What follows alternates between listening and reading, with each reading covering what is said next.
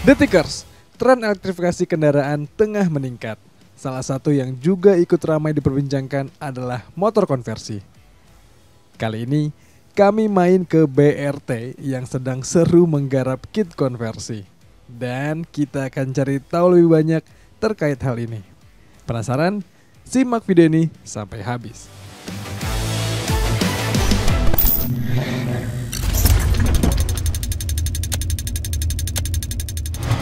Pak Tommy, apa kabarnya? Baik. Pak Tommy, kita tahu saat ini tren kendaraan listrik lagi meningkat banget. Dan BRT belum lama ini juga baru launching yang si BRT elektrik dan conversion kitnya ya Pak ya? Betul. Pada akhirnya, Ya. setelah develop panjang. Ya. Tapi yang kami penasaran Pak, BRT dari yang terkenal banget bikin part-part high performance. Teman-teman yang pakai motor dari lama udah tahu lah nama BRT santer banget di dunia itu. Kenapa tiba-tiba main ke konversi Pak? Sebenarnya sejarahnya itu sebenarnya saya memplotting perusahaan ini harus punya motor listrik sendiri di tahun 2025.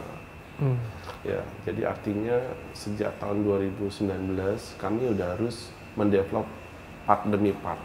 Ya. Nah kebetulan waktu itu saya nggak tahu nih ada wacana konversi atau apa. Dan satu ketika saya ketemu nih sama Pak Agus Sahayana, stafnya menteri yang ditugasin untuk konversi. Pak Tommy, ayo ikutan konversi ya. Ya, cuman sebatas ngobrol-ngobrol gitu doang. Ya. Ayolah, ayolah, saya bilang. Nah, akhirnya ya udah, karena beliau juga membuat satu tim kecil konsorsium untuk konversi, ya. Ada beberapa perusahaan yang masing-masing tugasnya berbeda. Kebetulan saya ini ditugaskan, bikin ECU-nya ya. Ya, oke. Saya bilang, dia tanya berapa lama? Ya 6 bulan lah Pak, saya bilang gitu kan. Jadi kita mulainya tahun 2021 November, tepatnya kita ketemu itu, dan mulainya Januari 2022. Dan Pak 6 bulan ya? Gitu ya, wah teman-teman yang nanya, ya 6 bulan. Nah, tapi pada saat itu kan sama-sama kita ketahuin itu COVID lagi tinggi-tingginya, terus krisis IC gitu ya. Kami sempat mengubah 4 kali desain. Ya, desain pertama terus nggak ada komponennya, desain kedua nggak ada komponen, desain ketiga. Akhirnya kami putuskan mengadopsi teknologi yang sekarang dan komponennya ada gitu. Ya, itu. Nah, dari situ ya jalan. Nah, kalau ditanya kenapa mau, kan saya nggak bisa menghindar ya. Nggak bisa menghindar. Misinya pemerintah zero emisi, misinya dunia zero emisi. Ya, saya harus memilih. Ya. Saya stay di ICA atau saya harus jump. Nah, kebetulan kan saya sudah memang mencanangkan itu di 2025. Jadi sekarang hanya ditarik lebih cepat saja gitu. Jadi saya pikir ya, konversi oke juga nih ya. Ya udah, kita go, jalan aja dah, pokoknya jalan sampai terbentuk yang sekarang ini. Itu sih asalnya. Pokoknya karena Indonesia itu populasinya cukup gede, hari ini mungkin 150 juta, saya pikir good market ya gitu. Akhirnya kita mulai aja. Ya. Dan kata-kata switch sih membuat saya lumayan tenang Pak. Karena kan BRT ini ya mau nggak mau harus diakui sampai sekarang masih fokus banget ke ICE-nya ya Pak ya. Dan apakah ada pergeseran Pak? Maksudnya udah mulai ngurangin nih produksi yang ICE-nya, sekarang beralih ke elektriknya, atau saat ini masih elektrik ya menjadi gerbong kedua aja gitu Pak? Ya, kita menjadikan elektrik ini future business, artinya bukan sampingan juga. Nggak bisa dihindarkan bahwasanya sekarang main bisnis kita masih ICA. Dan untuk ICA juga saya udah kehabisan ide mau ngapain, karena hampir semua sudah dibuat ya gitu. Akhirnya ini jadi mainan baru, dan ini adalah in the future business, dan saya harus melakukan itu. Jadi kalau dikatakan ini adalah gerbong kedua, saat ini yes, tapi kita akan melihat pergerakannya cepat. Mungkin 3 tahun ke depan udah sama-sama jadi main business. Apalagi kan BRT ini kan main di niche market ya. Kalau niche market itu anggaplah populasi motor IC itu bertambah 5 juta setahun gitu ya. Ya kita mau mengkonversi ini sebenarnya berapa? Kita kalau itu cuma 0,01% yang kita mau jalanin. Jadi perjalanannya masih panjang gitu ya. Jadi memang sekarang itu ya ya menjadi small business lah, jadi satu departemen khusus. Tapi saya menempatkan timnya khusus ya, bukan sambilan gitu. Iya, iya, iya. Gitu sih.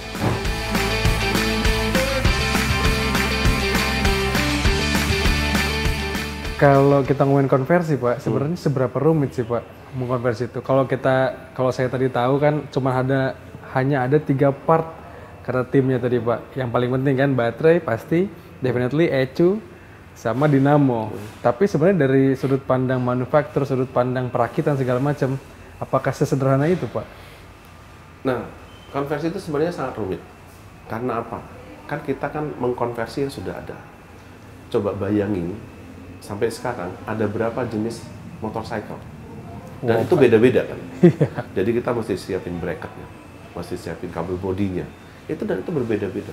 Nah, sampai hari ini saja kami baru selesai membuat prototipe 30 jenis. Oke. Nanti di pertengahan semester ini 50. Sampai akhir tahun mungkin 100 jenis. Nah, bayangkan itu. Jadi kami ini mau bikin masterpiece sehingga teman-teman atau customer yang membeli kit kami konversi cukup dilakukan hanya 45 menit. Dan itu jadi minimal cost gitu loh. Dibandingkan kalau nanti bikin beda. Nah, ini yang kami lakukan sekarang. Jadi semuanya kami membuat masterpiece contoh dulu gitu sih. Wow, menarik banget tuh yang 45 menit. Berarti 45 menit itu adalah motor datang, nunggu hanya sekitar 45 menit, lalu udah jadi motor listrik. Pulang dia bawa motor dan mesin-mesin yang bensinnya tadi itu Pak ya? Iya, betul. Dan berarti saat ini target 100 model di akhir tahun, dan sekarang baru 30. Sejauh ini Pak, yang paling udah kira-kira nyaman untuk dikonversi, terus juga murah dan gak banyak pakai bracket, di kelas apa berarti Pak? Yang paling gampang sebenarnya untuk dikonversi itu buat kita sih semua hampir sama, ya kan? Hanya development awalnya yang rada rumit itu model-model Matic. Oh, malah justru Matic itu lebih rumit ya Pak? Lebih rumit kan, karena kami mempertahankan CVT-nya masih dipakai, gearbox-nya harus diubah, bracketnya itu harus menyatu dengan crankcase engine yang lama gitu. Itu lebih rumit dibandingkan tipe sport ya. Tipe sport kan hanya mesin turun, terus yang tipe bebek juga mesin turun gitu, naikkan dinamo. Ya, itu sederhana sih. Itu lebih gampang. Jadi tipe bebek dan tipe sport itu lebih mudah. Kalau skuter ya perlu effort lebih aja sih sebenarnya. Karena crankcase-nya juga macam-macam ya Pak. Betul. Nah, itu tadi bisa ratusan. Jadi mengkonversi itu tidak semudah yang orang lain bayangkan. Gitu. Jadi memang kami melakukan konversi juga harus dilengkapi dengan mesin-mesin canggih ya. Sudah lihat tadi CNC, cutting laser, drawing 3D agar itu bisa dimanufacturing secara mass gitu sih. Jadi biar costnya murah sih. Gitu. Ya betul. Dan yang paling jadi tantangan adalah 100 tadi kalau kita sebut, katakanlah saat ini ada 100 model, itu akan terus berkembang ya Pak ya? Maksudnya pabrikan masih akan terus mengeluarkan motor-motor baru gitu kan? Iya, kita seperti apa ya? Uber-uberan gitu. Jadi pabrikan ngeluarin motor baru, ya kita harus buatin konversi kitnya ya? Terus gitu. Jadi ya secara bisnis, ini belum untung udah bikin baru lagi ya?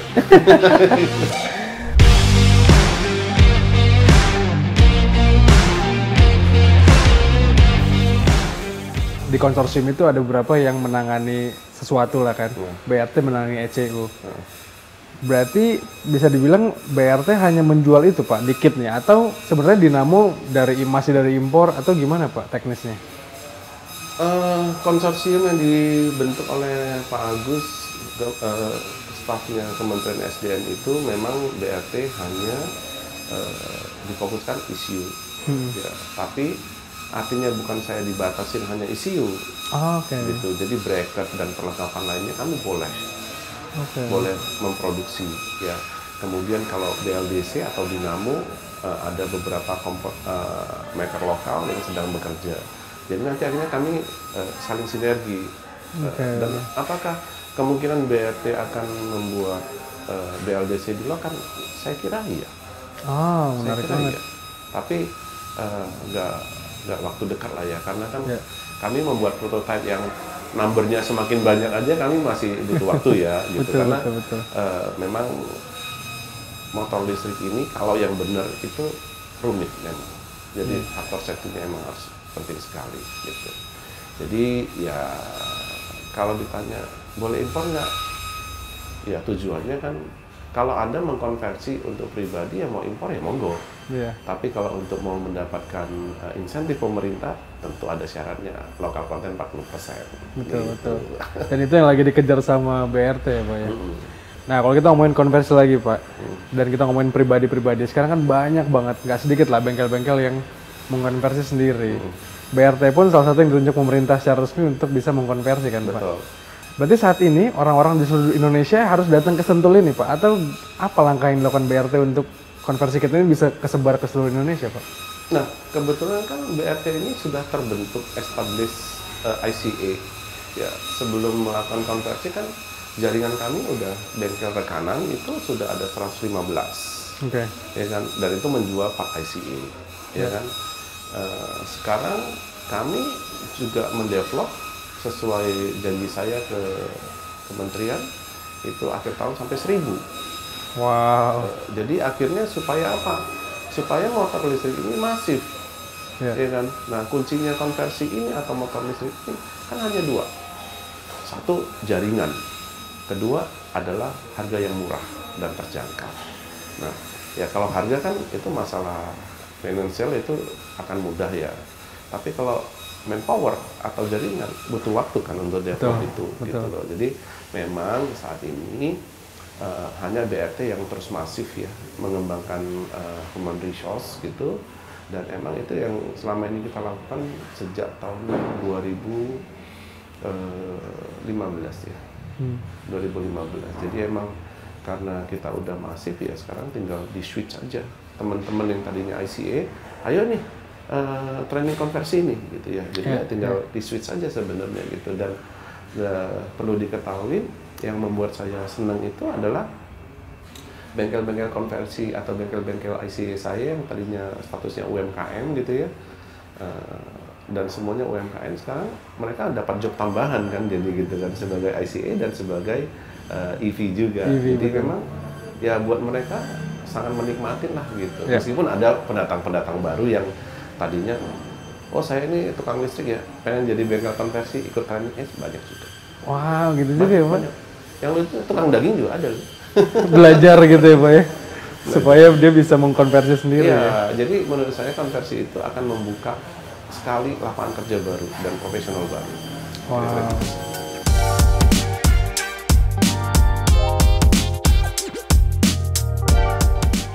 Dan yang menarik berarti akan ada sepertinya ya tren-tren balap ke arah EV juga berarti ya Pak ya. Ke arah bahkan konversi yang ayo kita adu konversi gitu atau adu tuningan. Gimana Pak Tommy melihat? Nah kalau kata saya sih kompetisi itu memang terbentuk secara alami. Ya contohlah gini, ICA itu kan dulu kan hanya orang-orang iseng berkompetisi ya adu adrenalin gitu. Karena itu berbahaya dibuatlah satu event aturan oleh ini gitu. Saya kira ini akan demikian juga. Meskipun sekarang udah ada yang street race pakai motor listrik. Nah, BRT akan ke sana. BRT akan ke sana ya. Saya udah coba sounding ini ke Kementerian SDM, bilang mereka juga welcome gitu. Jadi memang kami akan menyiapkan prototipe untuk race. Untuk sportnya Pak ya? Di akhir tahun ini, semoga di 2024 itu sudah ada race-nya. Gitu. Ya tentu kami menyebutnya konversi generasi kedua. Jadi bukan konversi yang sekarang, konversi generasi kedua emang untuk high performance. Karena kalau ICA balapan itu resikonya hanya crash, tapi kalau EV tidak crash Pak. Crash itu kan akibat, tapi akibat crash ini jangan sampai terjadi ledakan. Jadi safety-nya yang kami pikirin bagaimana mendesain race ini menjadi lebih safety ya. Itu sih. Betul. Sebenarnya alasan tadi saya nanya itu bridging ke akankah BRT ngebuat part-part BRT elektrik untuk motor-motor listrik yang udah established Pak, kayak NIU, kayak Gesit, kayak VR yang memang udah ada di jalanan sekarang, tapi yang ngerasa mungkin kok agak lemot, kok agak harusnya bisa lebih ngacir. BRT akan ke sana, Pak? Sure, pasti, sudah pasti. Karena kan platform kita itu kan performance. Jadi challenge-nya kalau di motor listrik itu dua. Jadi customer itu harus merasakan motorku ini harus lebih powerful dari EV, tapi saya mau mileage yang lebih panjang. Nah kan konyol kan? Jadi kan dimanapun kalau powernya itu dibetot, berarti kan makin baterainya lebih power pendek, berkurang ya? Ya kan? Nah ini bagaimana saya bisa mengakomodir dua ini, gitu loh. Nah itu oleh sebab itu kami nanti akan membuat line up untuk konversi, ya, dimana ya line up-nya itu pasti nanti akan banyak ya, akan banyak gitu, dan semakin kesana itu semakin canggih, ya, misalnya pakai transmisi, jaraknya baterai yang sama jadi lebih panjang, bisa mengangkat beban 500 kilo dan seterusnya dan bisa buat di race. Itu confirm akan segera ada. Atau bahkan sekadar mengontrol ECU baru aja gitu Pak ya, mengganti-ganti karakter juga. Oh iya, yang kalau untuk motor-motor molis yang beredar itu kan banyak sekali keluhan, ya. Makanya betul. Kami sekarang lagi ada program replacement. Kami mengundang molis-molis, kalau first customer, first model datang ke sini ya cukup bayar 1 juta, saya ganti deh ECU-nya, gitu ya. Menang banyak tuh ya Pak ya. Banyak sekarang kita kewalahan untuk itu, karena memang mengatasin problemnya mereka teratasin.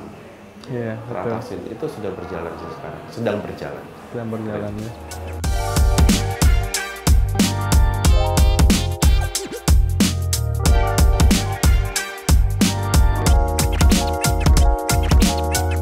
Sekarang lagi rame, kita ini syuting di tanggal 1 Februari teman-teman. Dan belum ada ya peraturan yang disahihkan sama pemerintah terkait ini, lanjutannya lah. Sejauh ini konversi lancar-lancar aja Pak, maksudnya untuk orang ganti, dapat STNK baru, lalu kalau suatu saat dia mau ganti lagi ke ICE-nya, atau sejauh ini gimana Pak di lapangannya? Sebenarnya simulasi itu sudah dilakukan waktu di GBK, ya kan kita pernah melakukan konversi 20 unit in the same time di GBK. Nah, kalau secara teknisnya sih nggak masalah ya. Tapi masalah surat menyuratnya yang sekarang ya dinas yang terkait sedang inilah ya, berdiskusi bagaimana membuat itu lebih cepat. Nah, saya memang terakhir, tepatnya kemarin kita sudah berdiskusi dan saya dipanggil sebagai bengkel konversi oleh Kementerian SDM bersama Disub. Solusinya udah ada, tapi jangan saya ngomong ya. Ya intinya begitulah Pak ya. Ya, tapi saya sangat apresiasi dengan Disubdak ya. Itu mereka actionnya cepat sekali. Ya. Tapi ya saya kan hanya follow dan memberikan saran aja dan apresiasi. Jangan khawatir ya teman-teman untuk mengkonversi nanti itu akan mudah sekali ya. Gitu ya. Tinggal nanti birokrasinya ke Plat Biru, ada kepolisian juga. Saya tambahkan nih satu nih. Kalau misalkan nanti dari ICE pindah ke conversion itu nggak bisa pindah lagi ya Mas, soalnya mesinnya diambil kan Mas. Itu gimana Pak? Jadi orang yang mau konversi udah harga mati konversi, nggak bisa balik ke ICE. Oh gitu Pak. Secara legalitas, dan engine-nya kan diambil. Oh engine itu diambil Pak? Diambil. Jadi buat teman-teman yang mengkonversi mau berinsentif, ya pemerintah harus tanggung jawab supaya motornya nggak minum bensin lagi, diambil dong mesinnya. Oh gitu Pak. Itu yang terakhir sih, yang update-nya udah demikian. Iya betul. Bisa dikonfirmasi lah nanti. Siap, nanti jadi background Pak. BTW berarti Pak, ngomongin soal insentif tadi Pak, kesebut. Ada saat ini yang diinsentif itu kayak apa modelnya Pak? Apa pemerintah motong nanti transaksi kita di sini, kalau yang katanya 7 juta itu jadi dikurangin diskon 7 juta, atau sebenarnya sistemnya reimburse gitu Pak, atau masih belum tahu saat ini Pak? Kalau angkanya kan pejabat-pejabat kita udah kasih tahu ya, 7 juta rupiah. Nah bentuknya apa sebenarnya kan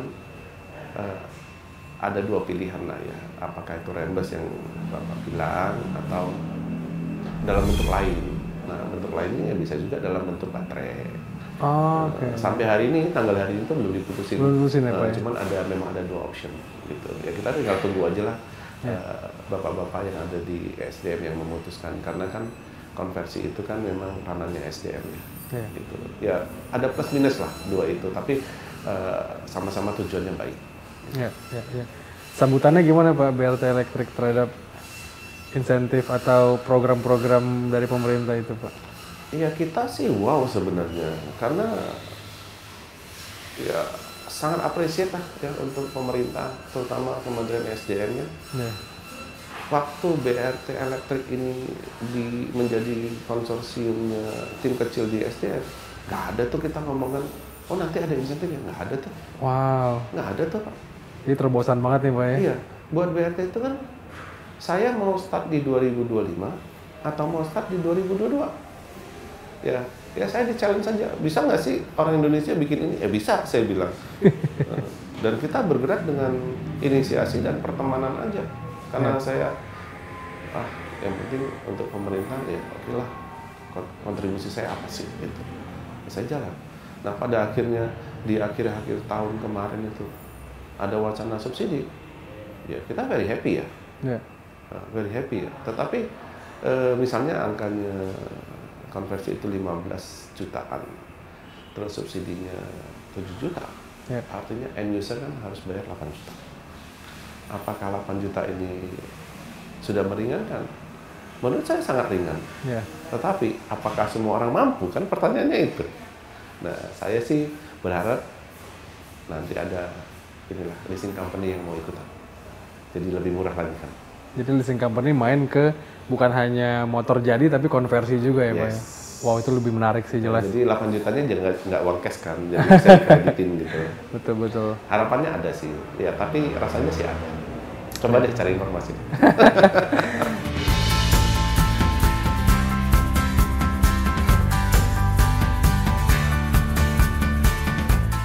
Pak, terkait harga-hargaan, saat ini berarti BRT itu kitnya hanya, yang saya tahu hanya 2 ya Pak ya? 2 kW dan 3 kW. Ya. Untuk harganya gimana tuh Pak? Apakah beda-beda motor kondisinya? Itu gimana? Kita nggak jenisin motor meskipun modal kerja kita itu berbeda ya. Tapi ya selisih sedikit, akhirnya kita patok aja lah. Pokoknya 2 kW itu 15 jutaan gitu ya. Ya 15 juta plus sedikit lah gitu. Kalau yang 3 kW mungkin selisihnya sekitar 1 jutaan. Gitu. Nah, tapi kan ya kalau lihat isu yang sekarang rasanya yang disubsidi yang 2 kW ya. Oh, disubsidi yang 2 kW Pak. Rasanya begitu. Belum, nggak tahu ya nanti kalau berubah lagi informasi yang kita kan Detik juga ada informasi. Oh ya 2 kW gitu ya. 3 kW ya nggak tahu lah, mungkin pergerakannya. Karena kan tahun ini emang tahun masa percobaannya setelah ada isu konversi 2019 sampai sekarang kan baru tahun ini mau dicoba gitu. Dan tadi angka 15 juta itu belum sama baterai ya Pak ya, kalau yang BRT ya? Including baterai. Oh, including baterai itu Pak? Jadi tepatnya itu sekitar 15,9 something ya. Baterainya itu refer to baterai gesit ya. Sama kapasitasnya juga sama ya Pak ya? Sama, jadi kita refernya ke gesit, pertama satu, quality dan safety-nya sudah firm. Ya. Jadi BRT tidak akan menggunakan baterai rakitan. Kecuali by the end, BRT bikin baterai pack sendiri. Betul. Tapi itu tentu juga ada persyaratan dong, kita harus sertifikasi dan lain-lain unsur safety-nya. Itu sih, yang sekarang sih kita berjalan dengan menggunakan baterainya gesit.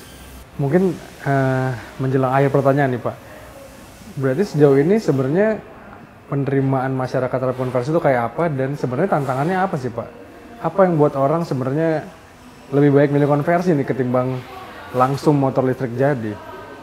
Menurut saya kan euforia motor listrik ini, molis ini kan dari yang murah dan yang mahal yang ada. Nah ini kan masalah waktu aja. Teman-teman atau end user kan coba dulu nih molis gitu ya. Nah kemudian datang nih pendatang baru motor konversi. Nah jujur ngomong awalnya itu motor konversi itu apaan sih? Gitu ya, jelek banget nih. Dikonversi, dipotong segala macam. Nah saya bilang ya konversi nggak demikian ya.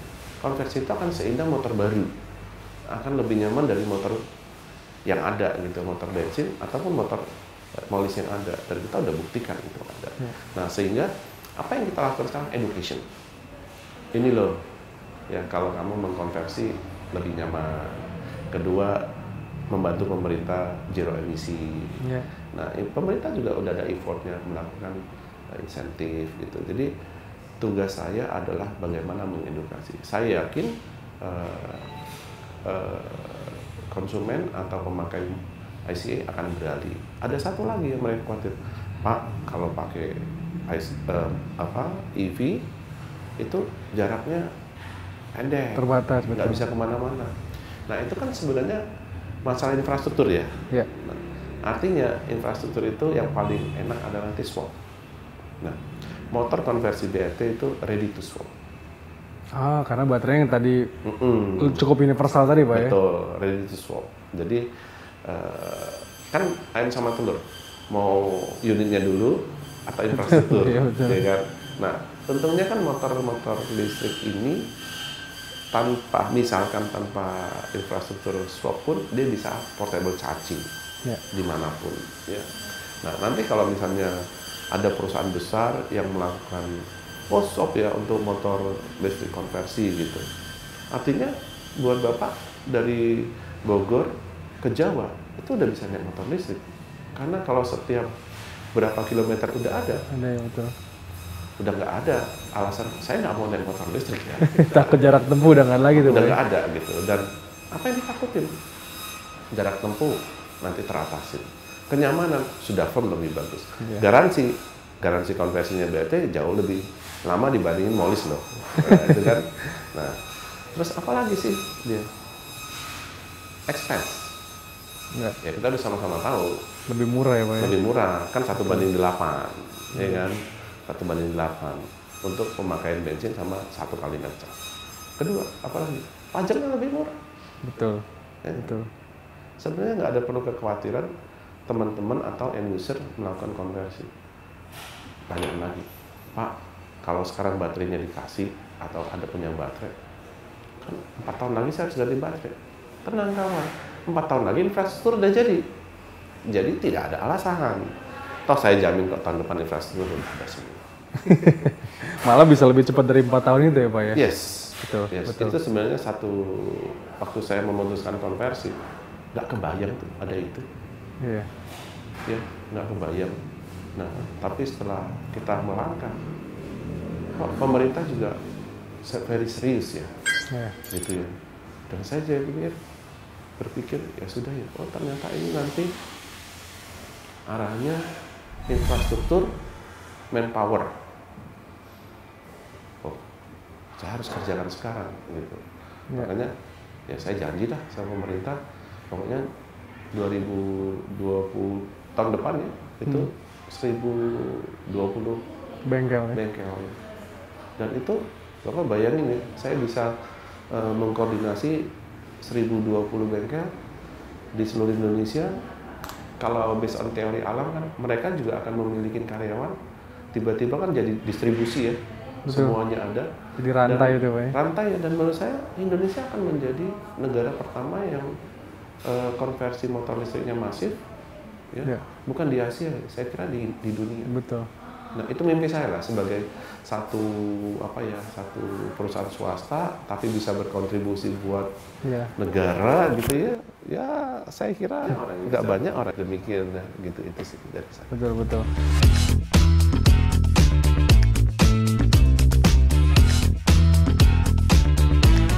Dan ya kami pun merasa salah satu mimpi buruk otomotif itu jadi teratasi dengan konversi kan Pak. Kita kan selama ini nggak tahu limbah motor tua itu mau dikemanain. Betul.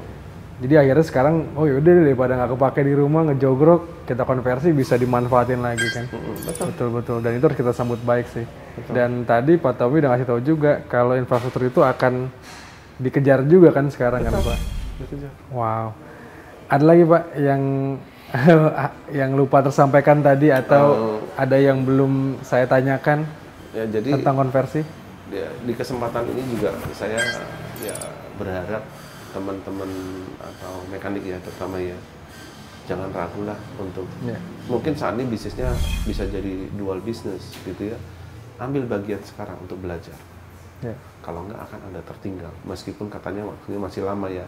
Secara forecast kalau populasi sekarang terus pabrikan motor ICE produksi terus, kita masih punya waktu sekitar mungkin 30-40 tahun ke depan. Ya. Secara forecast kalau sekarang. Tapi kalau misalkan itu ternyata 2 pakat N lebih cepat, itu kita hanya punya waktu 10 tahun bisa mengkonversi.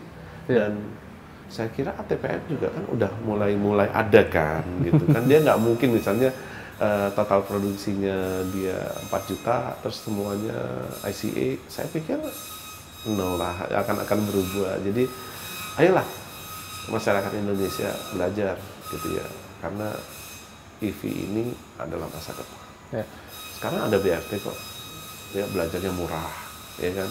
Terus kita bisa channeling sebagai reseller juga. Ya. Tapi menurut saya sih EV ini, conversion ini akan membentuk unit usaha-usaha kecil yang baru. Okay.